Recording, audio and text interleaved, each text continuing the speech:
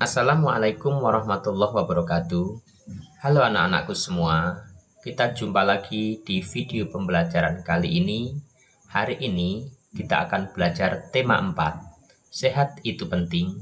Subtema 1. Peredaran darahku sehat. Dan pembelajaran 3. Seperti biasanya, sebelum memulai pembelajaran, marilah kita berdoa dahulu dengan membaca basmalah. Bismillahirrahmanirrahim. Baiklah, siapkan diri kalian. Kalau sudah siap, mari kita mulai belajar. Pada pembelajaran 3 ini, muatan pelajarannya ada 3, yaitu Bahasa Indonesia, PPKN, dan IPS. Serta pemetaan kompetensi dasarnya masih sama seperti di pembelajaran 1 dan juga pembelajaran 2. Adapun tujuan pembelajaran dari pembelajaran 3 ini ada 7. Silahkan kalian pahami sendiri-sendiri. Kalian baca satu persatu hingga benar-benar paham. Baiklah, kita mulai pembelajaran kita. Warga masyarakat di tempat tinggal Edo sedang kerja bakti. Mereka membuat jalan setapak untuk masuk ke gang perumahan setempat. Mereka juga bekerja bakti membersihkan lingkungan. Semua warga masyarakat ikut dalam kegiatan kerja bakti, termasuk Edo. Kerja bakti membersihkan lingkungan merupakan upaya menciptakan lingkungan sehat. Dengan lingkungan sehat, warganya pun hidup sehat. Semua warga harus mengikuti kerja bakti, karena kerja bakti merupakan kewajiban sekaligus tanggung jawab setiap warga masyarakat. Sebagai warga masyarakat, kita juga berhak untuk hidup di lingkungan yang bersih dan sehat. Masih ingatkah kalian apakah yang dimaksud kewajiban, hak, dan tanggung jawab? Untuk mengingatnya kembali dan lebih memahami, marilah kita pelajari lagi pengertian hak, kewajiban, dan tanggung jawab. Hak adalah sesuatu yang mutlak menjadi milik seseorang dan penggunaannya tergantung kepada orang yang bersangkutan. Yang kedua, kewajiban adalah sesuatu yang harus dilaksanakan dengan penuh tanggung jawab. Berikutnya, tanggung jawab. Tanggung jawab adalah keadaan wajib menanggung segala sesuatunya. Kalau terjadi apa-apa, boleh dituntut, dipersalahkan, diperkarakan, dan sebagainya. Anak-anakku, kerja bakti yang dilakukan sekelompok warga masyarakat dalam cerita di atas merupakan salah satu contoh bentuk interaksi manusia dengan lingkungan. Apa yang dimaksud dengan interaksi manusia dengan lingkungan? Manusia tidak bisa hidup sendiri untuk memenuhi kebutuhan hidupnya. Manusia pasti membutuhkan orang lain. Secara kodratnya, setiap manusia akan berinteraksi. Interaksi itu maknanya adalah hal saling melakukan aksi atau hubungan. Dan interaksi itu ada beberapa macam, antara lain interaksi antar individu, selanjutnya interaksi individu dengan kelompok, dan interaksi kelompok dengan kelompok. Interaksi tersebut dinamakan interaksi sosial. Ini adalah contoh interaksi antar individu. Seorang ibu dengan anaknya seperti tampak pada gambar ini. Contoh lain interaksi antar individu adalah siswa bertanya kepada guru tentang materi pembelajaran. Selanjutnya, anak menyapa teman saat bertemu. Dan juga anak menolong teman yang membutuhkan. Bisa dipahami ya? Individu itu adalah orang seorang. Ibu ini individu. Anak juga individu. Orang seorang.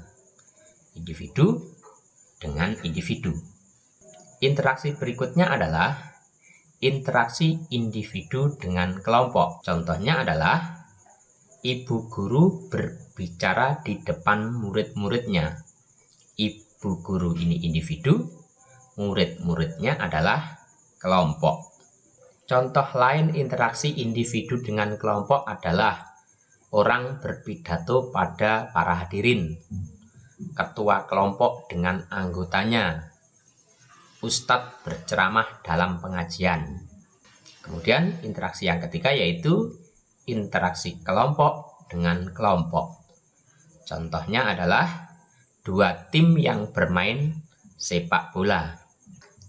Contoh lain interaksi kelompok dengan kelompok adalah pertandingan voli antar sekolah, permainan gobak sodor. Suatu kelompok melakukan presentasi di depan kelompok lain saat pembelajaran di kelas misalnya. Sekedar kalian ketahui, presentasi ini dulu waktu kakak-kakakmu yang sekarang kelas 6 sudah sering mempraktekkan di kelas. Seharusnya kalian kelas 5 juga praktek presentasi.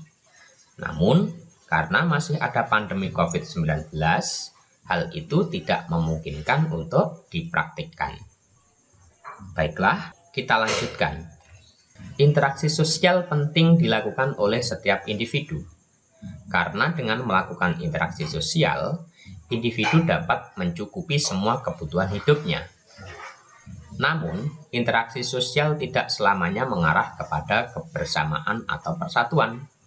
Oleh karena itu, interaksi sosial dibedakan menjadi dua macam, yaitu interaksi yang mengarah ke persatuan dan yang kedua interaksi yang mengarah ke perpecahan. Contoh interaksi yang mengarah ke persatuan adalah siswa-siswi bergotong royong membersihkan lingkungan sekolah. Siswa-siswi mengadakan musyawarah untuk pelaksanaan pemilihan ketua kelas, dan lain-lain. Contoh interaksi yang mengarah ke perpecahan misalnya saling mengejek teman, tawuran antar pelajar, dan lain-lain. Masyarakat Indonesia yang hidup tersebar di berbagai wilayah Indonesia memiliki beragam karakteristik.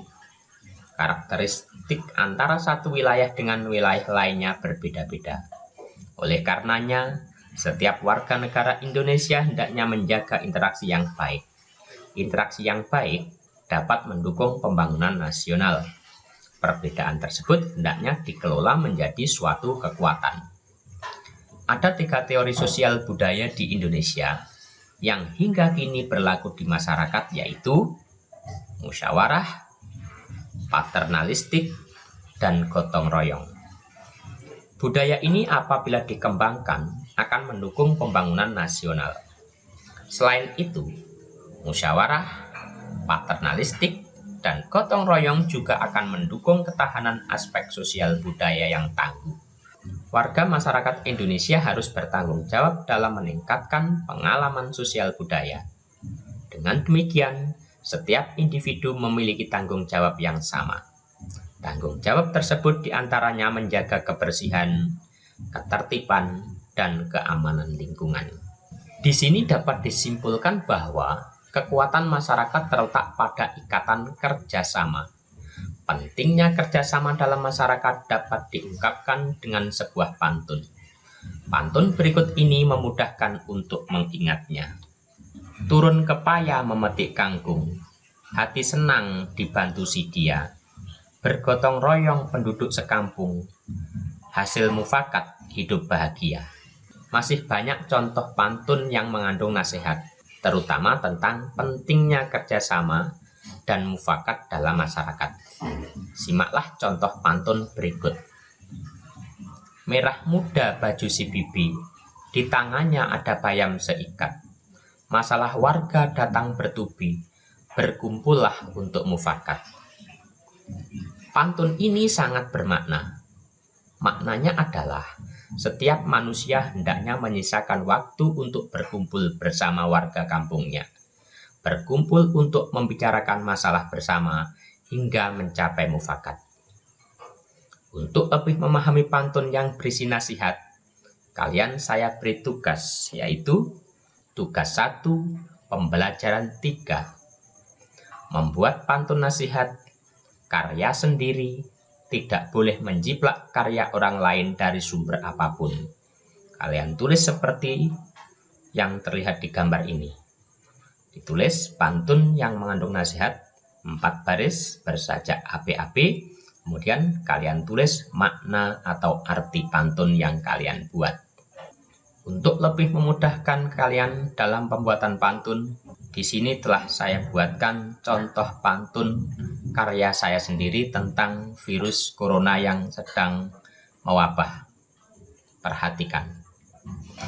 Menari kera di kebun salak, pagarnya pun porak-poranda. Marilah kita menjaga jarak agar terhindar virus corona. Saya jelaskan. Nanti kalian nulisnya seperti ini. Pantun yang mengandung nasihat itu kalian tulis di sini, kemudian maknanya. Ya, ini pantun yang saya buat tadi. Menari kera di kebun salak, pagarnya pun porak-poranda. Marilah kita menjaga jarak agar terhindar virus corona. Makna atau arti pantun di sini adalah yang berada di baris 3 dan 4, yaitu isi pantunnya. Bahwa kita semua diajak untuk menjaga jarak demi menjaga kesehatan bersama, yaitu terhindar dari virus corona yang sedang mewabah di seluruh dunia. Kalau kita perhatikan lagi pantun yang saya buat di sini berakhiran dengan huruf K, yang kedua A, yang ketiga K lagi, dan baris keempat adalah A. KA, KA. Maka jika baris 1 dan 3 sudah sama, 2 dan 4 sudah sama, maka ini sajaknya adalah A, B, A, B. Harus kalian ingat, 1 baris terdiri dari 8 sampai 12 suku kata. Nah, itulah anak-anak materi dan tugas dari tema 4, subtema 1, pembelajaran 3. Mudah-mudahan dapat kalian pahami dan bermanfaat. Kita akhiri pembelajaran hari ini dengan bacaan hamdalah. Alhamdulillahirabbil alamin. Sekian tema 4, subtema 1, pembelajaran 3. Sampai jumpa. Wassalamualaikum warahmatullahi wabarakatuh.